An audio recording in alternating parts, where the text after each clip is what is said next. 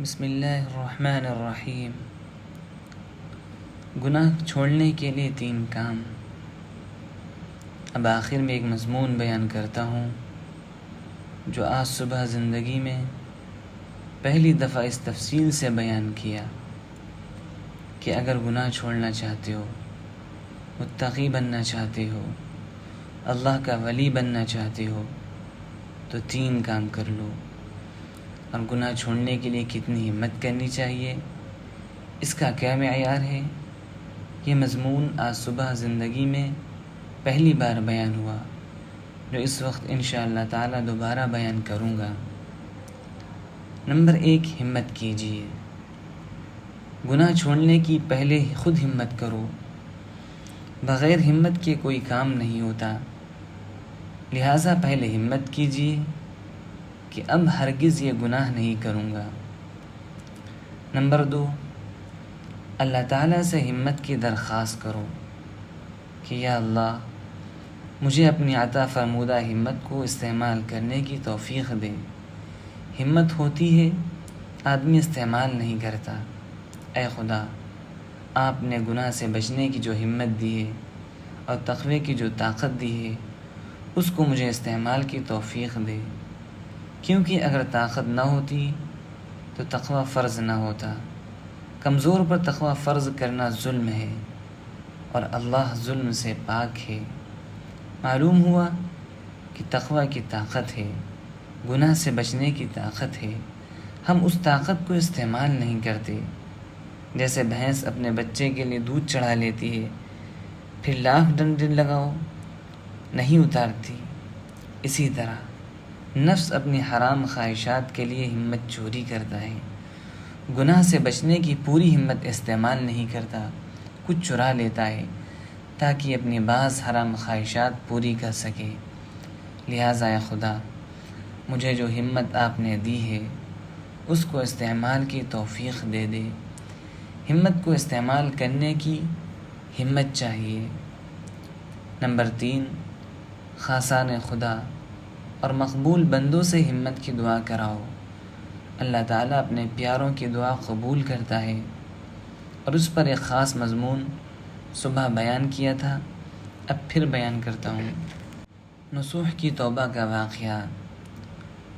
مثنوی میں مولانا رومی رحمۃ اللہ علیہ نے ایک واقعہ لکھا ہے کہ نصوح نامی ایک شخص بدکار تھا اور بادشاہ کے محل میں عورت بنا ہوا بیگمات کی خدمت کرتا تھا، ان کے بدن کی مالش کرتا تھا۔ کتنا بڑا جرم ہے کہ گویا بادشاہ کی عورتوں کو بے عزت کرتا تھا۔ عورتیں اس کی مالش سے خوش ہو جاتی تھیں، کیونکہ مرد جب مالش کرے گا تو کتنی محبت سے کرے گا۔ ساری خادماؤں کو اس نے فیل کر دیا، لیکن اس کے دل میں ندامت تھی۔ جنگل میں جا کر روزانہ روتا تھا کہ اے خدا، یہ حرام کاری کب تک چلے گی؟ کسی دن پکڑا جاؤں گا اور ایک دن مرنا بھی ہے، آپ کو کیا منہ دکھاؤں گا؟ لہٰذا آپ مجھے اس گناہ سے چھڑا دیجیے۔ ایک دن اس جنگل سے کوئی ولی اللہ گزر رہے تھے، بس اس نے صورت دیکھ کر پہچان لیا کہ یہ کوئی ولی اللہ ہے۔ بس ان کے قدموں سے لپٹ کر بہت رویا کہ بہت ناپاک زندگی گزار رہا ہوں، آپ خاص دعا کر دیجیے۔ ان کے بھی ہاتھ اٹھ گئے، دعا قبول ہو گئی، اب ہدایت کے اسباب پیدا ہو گئے۔ بادشاہ کی بیگمات کا ایک ہار گم ہو گیا۔ اب جتنی خادمات تھیں سب کو ننگا کیا جا رہا ہے تلاشی کے لیے۔ یہ مرد صاحب جو عورت بنے ہوئے تھے، آہستہ آہستہ اب ان کی باری آ رہی تھی ننگا ہونے کی۔ مارے ڈر کے اس کا برا حال ہو گیا۔ اب اس نے خوب دعا مانگی کہ یا اللہ مجھے معاف کر دیجیے۔ عجیب عجیب انداز اور عجیب عجیب عنوان سے دعائیں مانگی۔ اے خدا ای بندرا مجھ رسوا مکن، اے اللہ مجھے رسوا نہ کیجیے، ابھی میں ننگا کیا جاؤں گا تو عورت کے بجائے مرد ثابت ہو جاؤں گا، تو بادشاہ کتوں سے نشوا دے گا اور کس بری طرح سے مجھے مارے گا۔ اے خدا ای بندرا رسوا مکن، گر بدم منصر من پیدا مکن، اگرچہ میں برا ہوں لیکن میرا بھید چھپا لیجیے۔ گر میرا ای بار ستاری کنی، اگر آج آپ نے میری پردہ پوشی کر لی، توبہ کردم من زہر نہ کردنی، تو زندگی بھر کبھی آپ کو ناراض نہیں کروں گا۔ کیا کیا دعا مانگی۔ مولانا رومی رحمۃ اللہ علیہ اس قصے کو بیان کر رہے ہیں، مثنوی کا قصہ ہے۔ تو فرمایا کہ اس نے کیا کہا، گر میرا ای بار ستاری کنی، اے اللہ اگر آج آپ میری پردہ پوشی کر لیں، یعنی جو ہار گم ہو گیا ہے اس کو جلد ملا دیجئے کہ مجھے ننگا نہ کیا جائے، تو توبہ کردم من زہر نہ کردنی، تمام نالائقیوں سے ہمیشہ کے لیے توبہ کرتا ہوں۔ اور اس نے کہا، اے عظیم ازما گناہان عظیم، تو توانی عفو کردن در رحل حریم، آپ بہت عظمت والے ہیں، حرم کعبہ میں بھی اگر گناہ کبیرہ ہو جائے تو آپ معاف کر سکتے ہیں۔ گناہ آپ کی شان مغفرت سے بڑے نہیں ہو سکتے کہ آپ کہہ دیں کہ میں معاف نہیں کر سکتا۔ آپ کی قدرت اور آپ کی شان بہت ہی عظیم ہے، اس کے سامنے گناہوں کی کوئی حقیقت نہیں۔ اور پھر اس نے کہا، میں تو نالائق ہوں، جو کچھ میں نے کیا میں اسی لائق کے تھا، نالائق سے تو نالائق اعمال ہی صادر ہوتے ہیں، میں نالائق ہوں، مجھ سے نالائق اعمال صادر ہو گئے۔ تا چنی سیل سیاہی در رسید، یہاں تک کہ میرے اعمال کا کالا پن اتنا قریب آ چکا کہ آپ نے مدد نہ کی تو آج میں رسوا ہونے والا ہوں۔ اے خدا کن کہ از تو می سزد، اب آج مجھ سے وہ معاملہ کیجیے جو آپ کے لائق ہے۔ مولانا رومی کی قبر کو اللہ تعالی نور سے بھر دے۔ غضب ہے، کمال ہے اس شخص کے درد بھرے کلام کا، یہ الہامی شاعری ہے۔ اے خدا کن کہ از تو می سزد، ہم سے تو وہ عمل ہو گیا جس کے ہم لائق تھے، لیکن اے خدا آپ وہ معاملہ ہمارے ساتھ کیجئے جس کے آپ لائق ہیں۔ جیسے جب مکہ شریف فتح ہوا تو کافروں نے کہا کہ آپ ہمارے ساتھ آج کیا معاملہ کریں گے، تو آپ صلی اللہ علیہ وسلم نے فرمایا کہ میں تمہارے ساتھ وہ کروں گا جو حضرت یوسف علیہ السلام نے اپنے بھائیوں کے ساتھ کیا تھا، اذهبوا انتم الطلقاء، جاؤ آج تم آزاد ہو، تم لوگوں سے انتقام نہیں لوں گا۔ تو یہ شخص اللہ تعالیٰ سے درخواست کر رہا ہے۔ مولانا رومی رحمۃ اللہ علیہ اس کی طرف سے مضمون بتا رہے ہیں کہ اے خدا کن کہ از تو می سزد، کی زہر سوراخ مارم می گزد، اے خدا آپ وہ معاملہ کیجئے جس کے آپ لائق ہیں کہ میرے ہر سوراخ سے میرے نفس کا سانپ مجھے ڈس رہا ہے، ہر طرف رسوائیوں کے اسباب موجود ہیں۔ یہاں تک کہ دعا کرتے کرتے آخر میں وہ مارے خوف کے بے ہوش ہو گیا۔